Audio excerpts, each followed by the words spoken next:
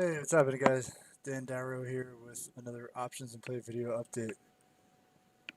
So I talk about the SPY, the Qs, the VIX, gold, silver, oil, and TLT. Typically, when we get together for our bi-weekly option sessions, right? And the last time we got together, so last Monday, um, we were kind of talking about how TLT seemed like it was about ready to like go, right?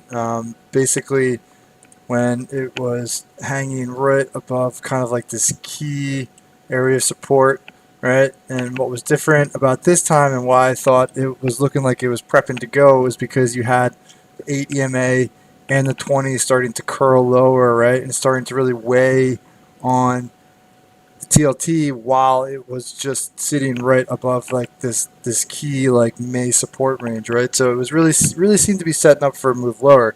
Now I unfortunately wasn't in it. Right? It did break. It did move lower exactly how I wanted. It got into like the mid 150s, which is exactly what I wanted to. But I wasn't in it, and it's because A, I got stopped out, and B, kind of lost patience with it, right? And you could do this for 10 days, you could do this for 10 years, and you could do this for 30 years, right? And there's going to be trades like this, right? It just sometimes you just you don't have the right time frame. Sometimes you don't have the right stops. You don't have the right risk, right? And it can lead from like what should have been a very good trade into a losing trade, right? And I'm always trying to like get better, right? And I think that's one of the really important things as a trader is that you're constantly trying to improve.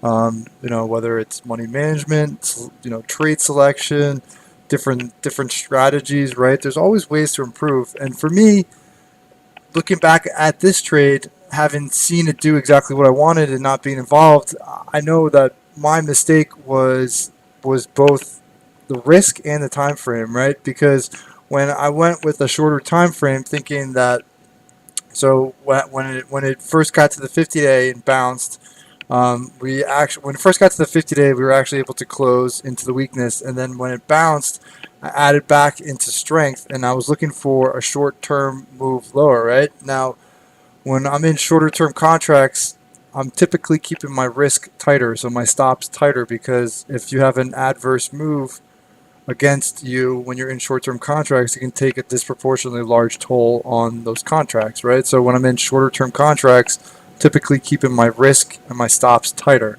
So had I given myself a slightly wider time frame instead of like I think at the time it was like a month long, right? Had I gone 2 months long or even 3 months long, then my risk and my stops would have been wider. And instead of being stopped out when it traded above the 20-day, I could have potentially been sitting in that trade, letting it develop, and then once it finally broke into like the 150s, that's when you get really rewarded for that trade, right? So sometimes, like I get the idea in my mind that things are going to work out very quick.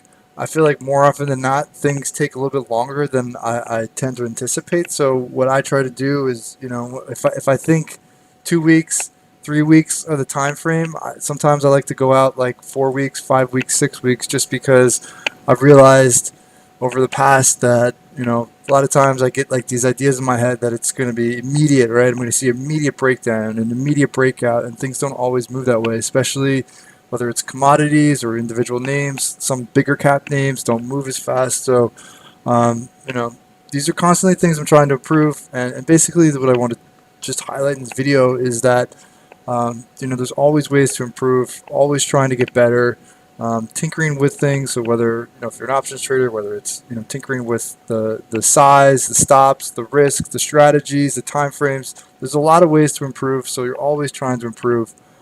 That's what really separates like the so-so traders from the good traders from the great traders, right? So if you like these videos and you're looking for more option trade ideas, more information on options education, please follow up with the link in the description of the video for more information on options in play.